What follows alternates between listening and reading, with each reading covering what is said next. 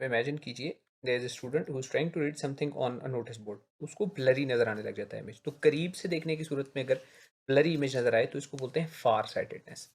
इसको समझने के लिए पहले आई का स्ट्रक्चर देखिए कि आई के अंदर एक लेंस है, लेंस के बाद आइरिस, कॉर्निया और उसके बाद रेज ऑफ लाइट जाएंगी रेटिना के ऊपर। तो जो रेज ऑफ लाइट आई तक पहुंचती हैं वो इस लेंस में से पास होकर, चूंकि ये कन्वर्जिंग लेंस है तो ये रेज ऑफ लाइट को कन्वर्ज करता है एक पॉइंट पर।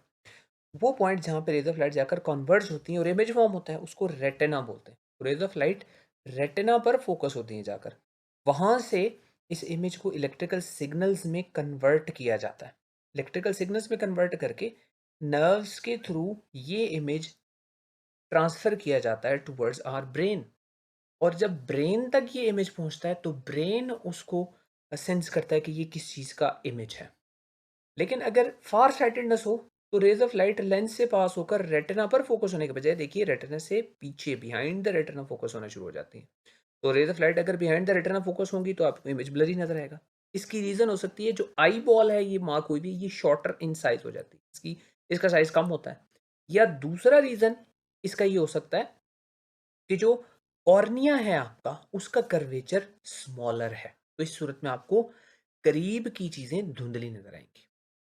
अच्छा, अब दूसरी टाइप का जो प्रॉब्लम होता है वो ये है कि आप इमेजिन करें आप किसी जगह पर खड़े होकर कोई दूर की चीज़ देख रहे हैं, तो दूर की चीज़ अगर धुंधली आपको नज़र आएगी, ये होता है नियर साइटेडनेस। अब इस सूरत में क्या होता है कि रेज़ ऑफ लाइट जब आँख तक पहुँचती हैं, लेंस से पास होती हैं, रेटिना से पहले ही फ़ोकस हो जाती हैं। अब रेटिना से पहले फ़ोकस होने की सूरत में दूर की चीज़ें आपको धुंधली नज़र आएँगी।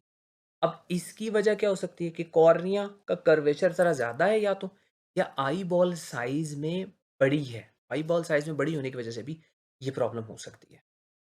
अब रेज़ ऑफ लाइट के थ्रू देखिए हम इसको कैसे प्रोजेक्शन करते हैं कि अगर फार साइटेडनेस में ही है तो करीब की चीज़ एक नॉर्मल पर्सन को नॉर्मल विजन में नज़र आएगी। ऐसे कि रेज़ ऑफ लाइट लेंस में से पास होकर वो रेटिना पर फोकस होंगी, उसको ठीक इमेज नज़र आएगा। लेकिन अगर वो फार साइटेड है, देखिए रेज़ ऑफ लाइट अब आकर रेटिना पर फोकस नहीं हो रही। अगर इनको बैकवर्ड्स प्रोड्यूस किया जाए तो रेटिना से पीछे जाकर ये फोकस हो जाएंगी। ये फार साइटेडनेस का प्रॉब्लम होगा।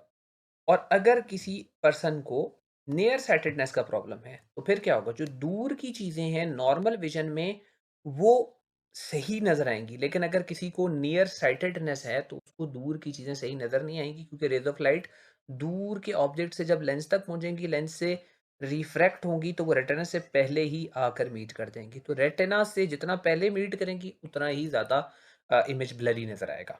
अब इसको ठीक करने के लिए हम क्या कर सकते हैं।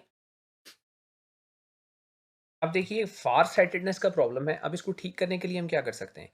रेज ऑफ लाइट रेटिना से पीछे कहीं जाकर फोकस हो रही हैं, तो क्या हम एक कन्वर्जिंग लेंस यूज करें या एक डाइवर्जिंग लेंस यूज करें। तो अगर देखिए अगर हम एक diverging lens for example use करते हैं तो ये रेज ऑफ लाइट को डाइवर्ज करेगा, डाइवर्ज करके तो ये और पीछे जाके उनको फोकस करवाएगा। तो इसके लिए आपको डाइवर्जिंग नहीं, इसके लिए आपको कन्वर्जिंग लेंस चाहिए, यानी कॉन्वेक्स लेंस चाहिए। तो अगर हम कॉन्वेक्स लेंस यूज करेंगे तो देखिए रेज ऑफ लाइट अब कन्वर्ज हो जाएंगी रेटिना पर, तो ये प्रॉब्लम ठीक हो जाएगी। एज अपोज टू दिस, अगर नियर साइटेडनेस है, यानी अगर करीब की चीजें ठीक नजर आती हैं, दूर की चीजें ठीक नजर नहीं आती। अब अगर हम यूज करेंगे कॉनकेव लेंस, तो concave lens rays of light को, यानी ये जो focus rays of light retina से पहले हो रही हैं, इनका फोकस यहां से डाइवर्ज करके ले जाएगा रेटिना के ऊपर। इसके लिए हमें चाहिए कॉनकेव लेंस, ताकि रेज ऑफ लाइट जाकर रेटिना के ऊपर फोकस हो। तो कॉनकेव लेंस यूज होगा नियर साइटेडनेस की प्रॉब्लम को ठीक करने के लिए, और फार साइटेडनेस की प्रॉब्लम को ठीक करने के लिए कॉन्वेक्स लेंस यूज होगा।